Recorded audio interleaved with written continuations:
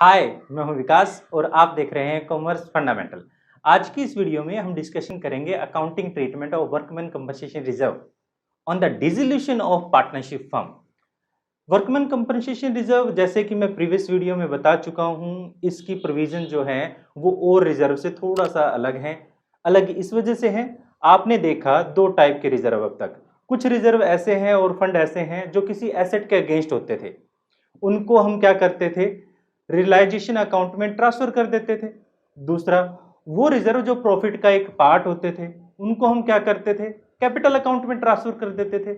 But यहां workman compensation reserve है तो वो प्रॉफिट का ही पार्ट। जैसे इसका मतलब ये हुआ, अगर हमारे पास कुछ कंडीशंस ना हो तो हम इनको जैसे और रिजर्व को ट्रीट करते हैं, जनरल रिजर्व को ट्रीट करते हैं, उसी तरह से हम इसका भी ट्रीटमेंट करेंगे और कैपिटल अकाउंट में ट्रांसफर करेंगे। बट यहां पर एक छोटी सी प्रॉब्लम आ जाती है। क्या प्रॉब्लम आ जाती है कि काफी बार क्वेश्चंस में इसके अगेंस्ट कुछ क्लेम होते हैं। क्लेम का मतलब, मान लीजिए वर्कमैन कंपनसेशन रिजर्व नाम से ही पता चलता है वर्कमैन को कंपनसेट करने के लिए। काफी बार होता क्या है, किसी वर्कर को काम के दौरान चोट लग जाती है, अब वो क्लेम करता है कि मुझे इतना पैसा मेरे जो इलाज के लिए चाहिए था वो मेरा खर्च हुआ है, मुझे इतना पैसा दो। ऐसे में जो फर्म है उसकी रिस्पॉन्सिबिलिटी बनती है अपने वर्कर के प्रति कि वो उनको वो पैसा दे। इस वजह से जो पैसा उस पर्सन ने क्लेम किया है, फर्म जब खत्म हो रही है वो पैसा उस वर्कर को देगी। उसी पैसे को हम कहते हैं claim, claim against workman compensation reserve. अब ये क्या क्या पोजीशन हो सकती है, हमारे पास 5 पॉसिबल केसेस हैं जब हमारे पास वर्कमैन कंपनसेशन रिजर्व के अगेंस्ट क्लेम हो सकता है। यहां WCR का मतलब है वर्कमैन कंपनसेशन रिजर्व। जिस तरह से फर्स्ट पॉसिबल केस की बात करें तो फर्स्ट केस में हमारे पास कोई लायबिलिटी नहीं है, कोई क्लेम नहीं है। अगर कोई क्लेम नहीं है तो हम क्या करेंगे आगे देखेंगे, देखिए। और सेकंड केस, जब हमारे पास वर्कमैन कंपनसेशन रिजर्व का जो क्लेम है वो वर्कमैन कंपनसेशन रिजर्व से कम है। थर्ड केस में, जब वर्कमैन कंपनसेशन रिजर्व के अगेंस्ट जो क्लेम है वो हमारा बराबर है वर्कमैन कंपनसेशन रिजर्व के। फोर्थ केस में अगर बात करें तो फोर्थ केस में वर्कमैन कंपनसेशन रिजर्व के अगेंस्ट जो क्लेम है वो ज्यादा है वर्कमैन कंपनसेशन रिजर्व के। फिफ्थ केस में हम बात करें कि हमारे पास वर्कमैन कंपनसेशन रिजर्व है ही नहीं बट हमारे पास क्लेम जरूर है। इन 5 पॉसिबल केसेस में हम कैसे कैसे अकाउंटिंग ट्रीटमेंट करेंगे, कुछ आइटम को जैसे हम रियलाइजेशन में ट्रांसफर करेंगे और हम कैपिटल अकाउंट में ट्रांसफर करेंगे, हम केस बाय केस देखते हैं। तो हमारे पास अब का हमारा फर्स्ट केस देखते हैं सबसे पहले, जब हमारे पास कोई क्लेम नहीं है। आपके पास क्वेश्चन जब दिया गया होगा, इस तरह से दिया गया होगा जिसमें हमारे पास एक बैलेंस शीट होगी और एक वर्कमैन कंपनसेशन रिजर्व लायबिलिटी की साइड होगा। हम मान लेते हैं हमारे पास 50,000 रिजर्व रखा हुआ है और क्वेश्चन में कहता है कि कोई क्लेम नहीं है, नथिंग, क्वेश्चन साइलेंट है। क्वेश्चन के अंदर कुछ भी नहीं दिया गया या फिर कुछ दिया गया, क्या दिया गया कि क्वेश्चन में आपका वर्कमैन कंपनसेशन के रिजर्व के अगेंस्ट कोई भी लायबिलिटी नहीं है, क्वेश्चन टोटली साइलेंट है। तो आप क्या करेंगे, बाकी के जैसे रिजर्व थे हमारे पास, जो जनरल रिजर्व था या फिर कॉन्टिजेंसी रिजर्व था, जिस तरह से उनका ट्रीटमेंट करते थे इसका भी उसी तरह से ट्रीटमेंट करेंगे और हम कैपिटल पार्टनर्स की कैपिटल में इसको ट्रांसफर कर देंगे। किस रेशियो में ट्रांसफर कर देंगे, उनके ओल्ड रेशियो में ट्रांसफर कर देंगे। ओल्ड यानी प्रॉफिट शेयरिंग रेशियो। मैं यहां ओल्ड रेशियो क्या कह रहा हूं, क्योंकि मुझे आदत हो चुकी है यहां पर एडमिशन ऑफ पार्टनर से, रिटायरमेंट ऑफ पार्टनर से, बट इनका रेशियो ओल्ड रेशियो और न्यू रेशियो नहीं होता यहां पर। जो रेशियो है, क्योंकि आगे फर्म बंद हो चुकी है, अब ओल्ड रेशियो का सवाल ही नहीं होता। तो जो रेशियो है उनका प्रॉफिट शेयरिंग रेशियो, उसमें ट्रांसफर कर देंगे। यहां पर हम क्वेश्चन में जैसे हमें कुछ नहीं मान दिया गया तो हम मानेंगे कि प्रॉफिट शेयरिंग रेशियो क्या है, बराबर है। तो वर्कमैन कंपनसेशन रिजर्व क्योंकि एक लायबिलिटी है, हम उसको डेबिट कर देंगे और पार्टनर्स के कैपिटल अकाउंट को हम क्या कर देंगे, क्रेडिट कर देंगे। किस रेशियो में, उनके प्रॉफिट शेयरिंग रेशियो जो कि बराबर था। हमने 50,000 रुपए को 25,000 में वर्कमैन कंपनसेशन रिजर्व को डेबिट किया, ए की कैपिटल को हमने क्रेडिट किया और बी की कैपिटल को हमने क्रेडिट किया, कितने से, 25,000 से। अब इसका अकाउंटिंग ट्रीटमेंट क्या रहेगा, रियलाइजेशन अकाउंट में और हमारे पास कैपिटल अकाउंट में। आप देख रहे हो रियलाइजेशन अकाउंट में हम यहां कुछ भी ट्रांसफर नहीं करेंगे, नथिंग। क्यों नहीं करेंगे, क्योंकि हमारे पास रियलाइजेशन का कोई रोल ही नहीं है यहां पर। आप देख रहे हैं ना ही डेबिट ना ही क्रेडिट, रियलाइजेशन कुछ नहीं हुआ। तो यहां पर वर्कमैन कंपनसेशन रिजर्व जो है कहां पर ट्रांसफर होगा, कैपिटल अकाउंट में ट्रांसफर हो जाएगा। हम कर देंगे बाय वर्कमैन कंपनसेशन रिजर्व, 25-25 हजार रुपए हमने दोनों में ही ट्रांसफर कर दिया है, ए की कैपिटल में और बी की कैपिटल में। ये वो केस है जब क्वेश्चन में कुछ भी नहीं दिया गया। अब हम चलते हैं हमारे सेकंड केस की तरफ। जो वर्कमैन कंपनसेशन रिजर्व है उसका क्लेम भी है, बट क्लेम रिजर्व की अमाउंट से कम है। यानी मान लीजिए जैसे इस क्वेश्चन में दिया गया है, वर्कमैन कंपनसेशन रिजर्व हमारे पास 50,000 है और हमें कहता है एडजस्टमेंट में liability against workman compensation reserve जो है वो हमें देता मान लीजिए 30,000 रुपए। यानी अब वर्कमैन कंपनसेशन रिजर्व से क्लेम कम है, तो हम क्या करेंगे, अब पार्टनर को देने से पहले हम क्लेम जो है वो ट्रांसफर करेंगे कहां पर, हमारी एक लायबिलिटी बन जाती है। आप याद रखिएगा ये लायबिलिटी है, क्लेम हमने दिया नहीं है, क्लेम देंगे, बाद में देंगे, पहले अपनी लायबिलिटी को हम ट्रांसफर करेंगे। कहां ट्रांसफर करेंगे, जैसे कि बाकी सारी लायबिलिटी को ट्रांसफर किया जाता है उसी तरह से हम इस लायबिलिटी को रियलाइजेशन अकाउंट में ट्रांसफर करेंगे। तो मैं 2 एंट्री करने के बजाय एक एंट्री कर देता हूं। जैसे कि हम क्या करते हैं, वर्कमैन कंपनसेशन रिजर्व को डेबिट करते हैं जो टोटल 50,000 रुपीज है, उसकी जो लायबिलिटी हमारी हम ट्रांसफर करेंगे सबसे पहले रियलाइजेशन अकाउंट में 30,000 रुपीज। हमने पे नहीं किया, याद रखिएगा पे नहीं किया है, ये हमने लायबिलिटी ट्रांसफर की है, क्योंकि लायबिलिटी हमारी कितनी थी, 30,000 रुपीज थी हमारी, टोटल लायबिलिटी नहीं बनती। देखो अब प्रॉफिट, हमारे जो प्रॉफिट, टोटल प्रॉफिट जो शेयर था उसको हमने वर्कमैन कंपनसेशन रिजर्व में 50,000 ट्रांसफर किया, उसके अगेंस्ट हमारी लायबिलिटी 30,000 है, तो हम 30,000 की लायबिलिटी को ही वर्कमैन कंपनसेशन रिजर्व को 30,000 की लायबिलिटी को हम ट्रांसफर करेंगे कहां, रियलाइजेशन अकाउंट। बिल्कुल सही, रियलाइजेशन अकाउंट में। तो रियलाइजेशन अकाउंट में हम सिर्फ 30,000 को ट्रांसफर करेंगे और जो बाकी 20,000 बच गया है वो पार्टनर्स में डिस्ट्रीब्यूट कर देंगे। कहां पर, उनके कैपिटल अकाउंट में। तो हमने क्या किया, ए इस कैपिटल अकाउंट को क्रेडिट कर दिया और बी इस कैपिटल अकाउंट को क्रेडिट कर दिया। टोटल 10,000 से हम यहां मान रहे हैं प्रॉफिट शेयरिंग रेशियो क्या है, बराबर है। आई होप ये आपको समझ आया होगा। इस तरह से जो हमारी लायबिलिटी थी, क्लेम था वर्कमैन कंपनसेशन रिजर्व के अगेंस्ट, वो हमने रियलाइजेशन में ट्रांसफर किया और जो बच गया वो हमने कैपिटल अकाउंट में ट्रांसफर किया। अब बात आती है पेमेंट की।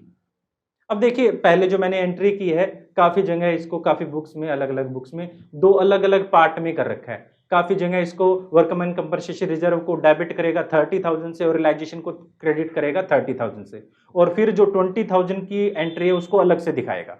ऐसा भी कर सकते हो आप। मैंने इसकी एक कंबाइंड जर्नल एंट्री कर दी है, दोनों ही एक जैसी हैं, कोई फर्क नहीं पड़ता, आप दोनों ही तरीके से कर सकते हैं, दोनों ही अकाउंटिंग सही है।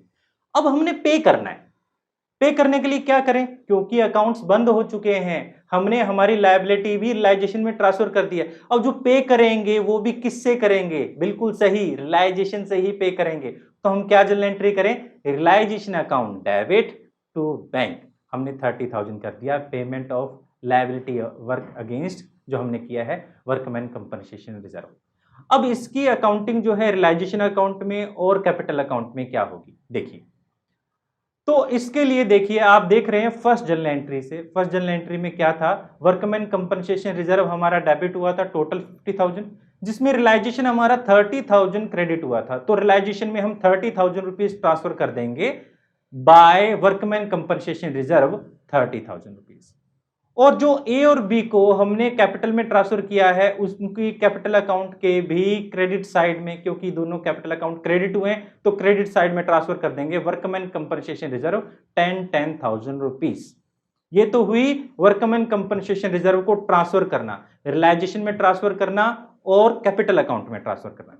अब जो पेमेंट किया जाएगा, जो सेकंड जर्नल एंट्री थी, realisation account debit to bank, सभी प्रकार के खर्चे जब हम पे करते हैं तो बैंक क्रेडिट होता है और रियलाइजेशन एक नॉमिनल अकाउंट है, तो आप जानते हैं, तो हम पे करेंगे तो हम क्या करेंगे, टू बैंक कर देंगे रियलाइजेशन, क्योंकि रियलाइजेशन यहां डेबिट हुआ है 30,000 रुपीज से। इस तरह से जब हमारे पास claim against workman compensation reserve हो और क्लेम कम हो हमारे रिजर्व से, तो हम अकाउंटिंग ट्रीटमेंट करते हैं। तो देखिए अब हम करते हैं हमारा थर्ड केस। थर्ड केस में क्या है, जब वर्कमैन कंपनसेशन रिजर्व जो क्लेम है वो बिल्कुल बराबर है वर्कमैन कंपनसेशन रिजर्व के, ऐसे में क्या होगा, अब देखिए हमारा जितना भी रिजर्व है टोटली हमारी लायबिलिटी हो चुका है।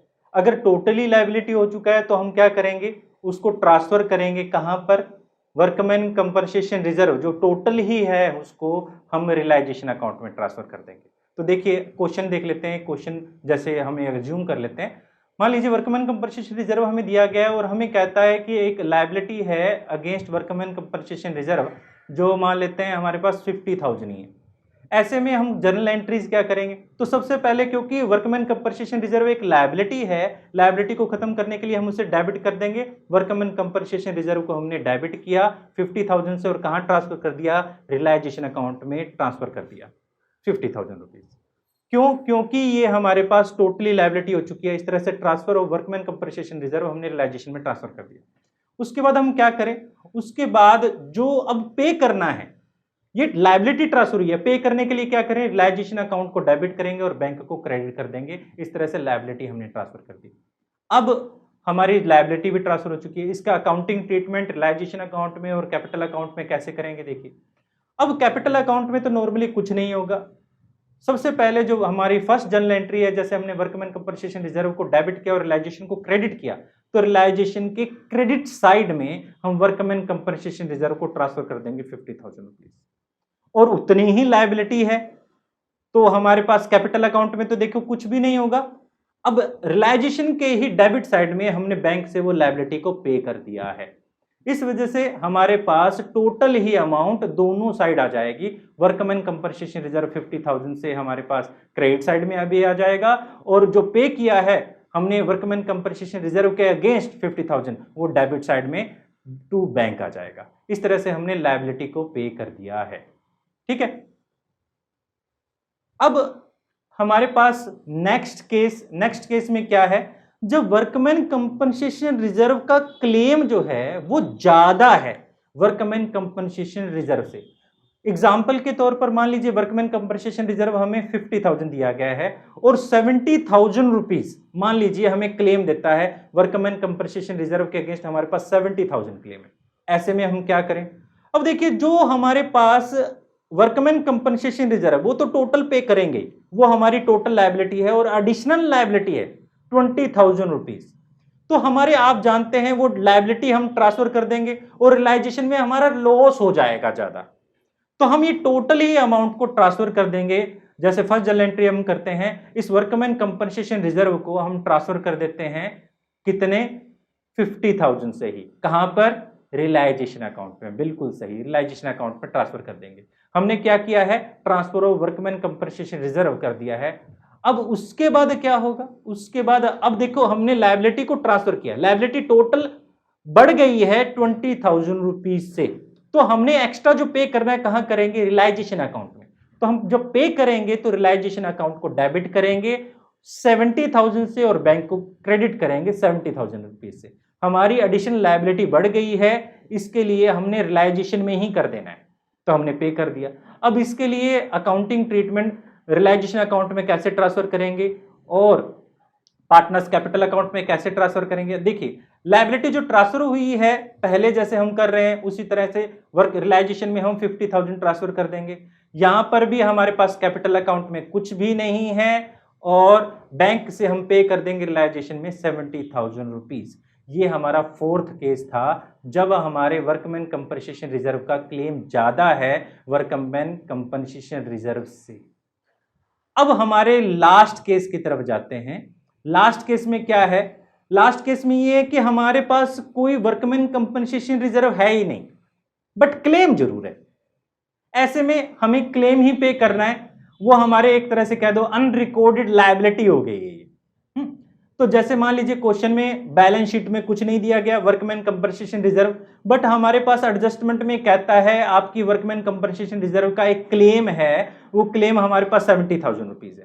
तो हम क्या करें, अब इसमें हम जर्नल एंट्री सिर्फ क्या करेंगे, अब हमारी जैसे अनरिकॉर्डेड लायबिलिटी पे करते थे ये एक तरह से अनरिकॉर्डेड लायबिलिटी हो गई है और हम पे कर देंगे, तो इसके लिए जर्नल एंट्री करेंगे realisation account debit to bank, कितने से, 70,000 रुपीज से। इस तरह से हमने वर्कमैन कंपनसेशन रिजर्व जो है ही नहीं हमारा उसके अगेंस्ट हमने लायबिलिटी पे की, अगेंस्ट तो नहीं कह सकते हम, एक लायबिलिटी पे होगी, जनरेट होगी, एडिशनल लायबिलिटी होगी, एक तरह से अनरिकॉर्डेड लायबिलिटी होगी। तो इसको हम अकाउंटिंग ट्रीटमेंट क्या करें रियलाइजेशन अकाउंट में। पार्टनर्स जो कैपिटल अकाउंट में उसमें कुछ ट्रांसफर नहीं होगा, एक्चुअली में है ही नहीं, तो ट्रांसफर कहाँ से करेंगे हम, सिर्फ और सिर्फ रियलाइजेशन अकाउंट में ट्रांसफर कर देंगे टू बैंक 70,000 रुपीज। इस तरह से हमारे पास हम वर्कमैन कंपनसेशन रिजर्व से रिलेटेड सारे के सारे केसेस में हम क्या क्या करते हैं आपने सीख लिया।